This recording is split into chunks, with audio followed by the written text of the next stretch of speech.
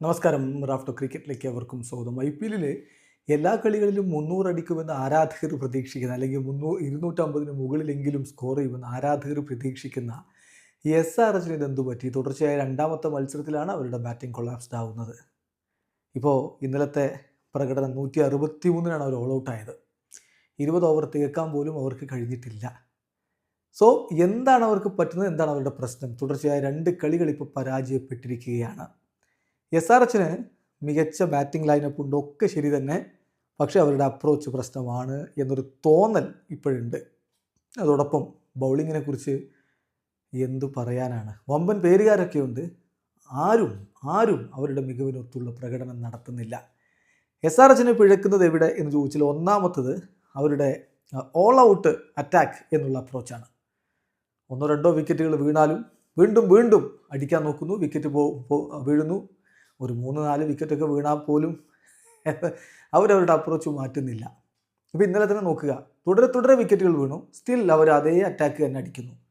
അനികേത് വർമ്മയുടെ കിടിലൻ ഇന്നിങ്സൊക്കെ സമ്മതിക്കുന്നു, പക്ഷേ വീണ്ടും അടിക്കാൻ ശ്രമിക്കുന്നു, വിക്കറ്റ് പോകുന്നു.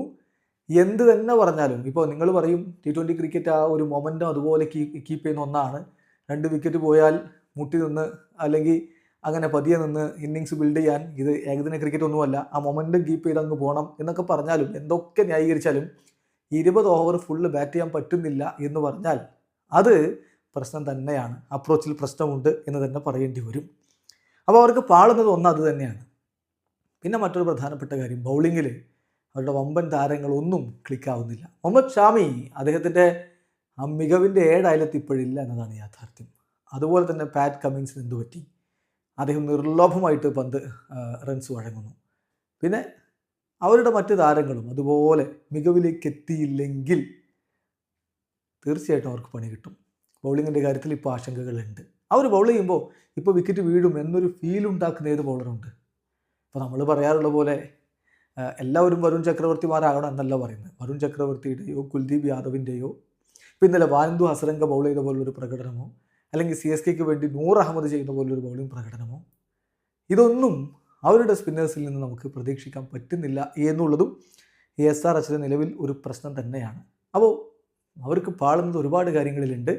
അതെല്ലാം ശരിയാക്കി നല്ല ആ ഒരു ട്രാക്കിലേക്ക് വന്നെങ്കിൽ മാത്രമേ അവരുടെ പ്രതീക്ഷകൾക്ക് ഒത്തുവരാൻ പറ്റുകയുള്ളൂ എന്നതാണ് യാഥാർത്ഥ്യം.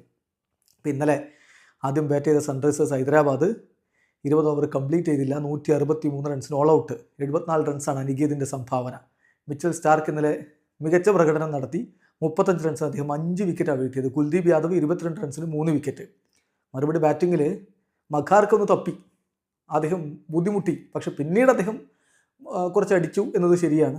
എന്നാൽ പോലും ആ ഒരു ഫ്ലോ ഡൽഹിയുടെ ബാറ്റിങ്ങിന് കൊടുത്തത് ഡുപ്ലസിയുടെ അനായാസമായിട്ടുള്ള ഇന്നിങ്സാണ്. പിന്നെ പോറൽ അദ്ദേഹത്തിൻ്റെ മികവ് കൂടി പുറത്തെടുത്തപ്പോൾ വിജയിക്കും, കാര്യങ്ങൾ ബുദ്ധിമുട്ടില്ലാതെ കൊണ്ടുപോകും എന്നുള്ളത് അവർ ഉറപ്പാക്കിയായിരുന്നു. Travis Head versus Mitchell Starc, ആ പോരാട്ടം എല്ലാവരും ഉറ്റുനോക്കിയിരുന്നതാണ്. പക്ഷേ സ്റ്റാർക്ക് വളരെയധികം ബുദ്ധിമുട്ടുണ്ടാക്കി SRHന് എന്നതാണ് യാഥാർത്ഥ്യം. അഭിഷേക് ശർമ്മ തുടക്കത്തിൽ തന്നെ റണ്ണൗട്ടായി പോയി. പിന്നെ ഇഷാൻ കിഷൻ മടങ്ങിപ്പോകുന്നു, നിതീഷ് കുമാർ റെഡ്ഡി സ്ലോ ഓഫ് കട്ടറിൽ പുറത്താകുന്നു. അപ്പോൾ ഇങ്ങനെ സംഭവിക്കുമ്പോൾ ഹെഡ് ഒരു ആക്രമണത്തിനുള്ള ശ്രമമൊക്കെ നടത്തുന്നുണ്ട്, ബാക്ക് ടു ബാക്ക് ഫോറുകളൊക്കെ അദ്ദേഹം നേടുന്നുണ്ട്. പക്ഷേ അക്സർ പട്ടേൽ എന്ത് ചെയ്തു? തുടരൻ വിക്കറ്റുകൾ വീണപ്പോൾ വീണ്ടും സ്റ്റാർക്കിനെ തന്നെ കീപ്പ് ചെയ്യാൻ തീരുമാനിച്ചു. അത് ഫലം ചെയ്യുകയും ചെയ്തു. അതിൻ്റെ റിസൾട്ടായിട്ട് ഹെഡ് കൂടി മടങ്ങിപ്പോകുന്നു. സോ SRH 5th ഓവർ ആകുമ്പോഴേക്കും 37-4 സ്വാഭാവികമായിട്ടും തകർന്നു പോയി. പിന്നെ ഇന്നിങ്സ് റീബിൽഡ് ചെയ്യേണ്ടതാണ്. എന്നാൽ അനികേതും ക്ലാസിനും ചേർന്ന് അവരെ റിക്കവറി നടത്തിയെന്ന് പറയാമെങ്കിലും ആക്രമിക്കുക തന്നെയായിരുന്നു അവരുടെ അപ്പോഴത്തെയും ലക്ഷ്യം. 74 റൺസ് 41 പന്തുകളിൽ നിന്ന് അനികേത് അടിച്ചതാണ് തീർച്ചയായിട്ടും SRHൻ്റെ ഇന്നിങ്സിൻ്റെ അടിത്തറയായിട്ട് മാറിയത്.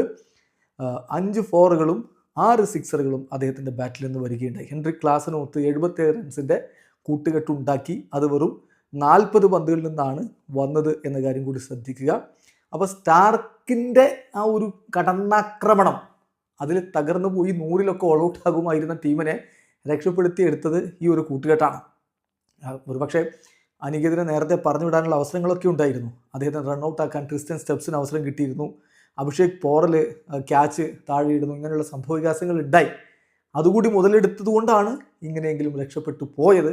അതൊന്നും പക്ഷേ അനികേതിൻ്റെ ആ ഒരു പ്രകടനത്തെ നമ്മൾ ചെറുതാക്കി കാണിക്കാൻ വേണ്ടി പറയുന്നതല്ല. അപ്പം അതിനുശേഷം എന്താ സംഭവിച്ചത്?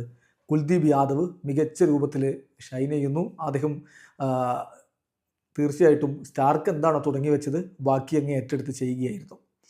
അതിനുശേഷം ഒടുവിൽ സ്റ്റാർക്ക് കാര്യങ്ങൾ കംപ്ലീറ്റ് ചെയ്യുകയും ചെയ്യുന്നുണ്ട്.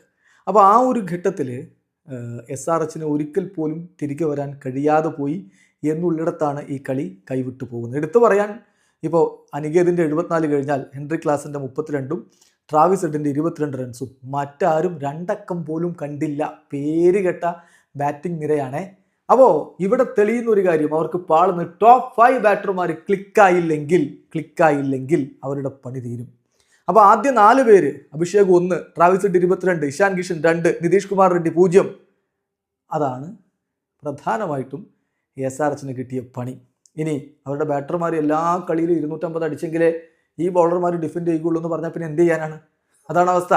ഒരു തരത്തിലും DCയുടെ ബാറ്റർമാർക്ക് ബുദ്ധിമുട്ടുണ്ടാക്കാൻ പറ്റിയില്ല. ജേക്ക് ഫ്രേസർ മക്കാർക്ക് ആ ഒരു ടച്ചിലായിരുന്നില്ല, ശരിയാണ്, അദ്ദേഹം നന്നായിട്ട് ബുദ്ധിമുട്ടി, സ്ട്രഗിൾ ചെയ്തു. പക്ഷേ ആ ഒരു ടൈം ഔട്ടിൻ്റെ സമയത്ത് KP വന്ന കുറേ നിർദ്ദേശങ്ങളൊക്കെ കൊടുത്തോടുകൂടി അദ്ദേഹം ക്ലിക്കാവുന്ന കാഴ്ച. 32 പന്തിൽ നിന്ന് 38 റൺസാണ് ജേക്ക് ഫ്രേസർ മക്കാർക്ക് എടുത്തത്.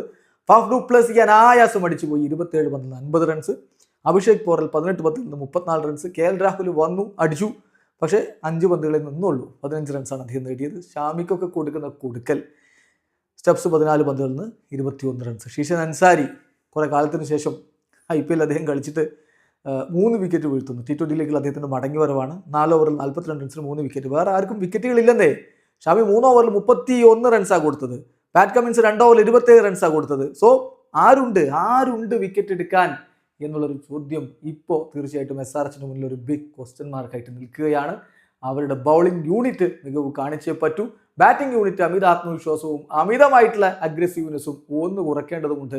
അല്ലാത്ത പക്ഷം പണി കിട്ടുന്നത് തുടരാൻ സാധ്യതയുണ്ട്. വീഡിയോ അവസാനിക്കുന്നു. ക്രിക്കറ്റ് ലോകത്തെ വിശേഷങ്ങളുമായി റാഫ്റ്റോക്സ് എത്താം.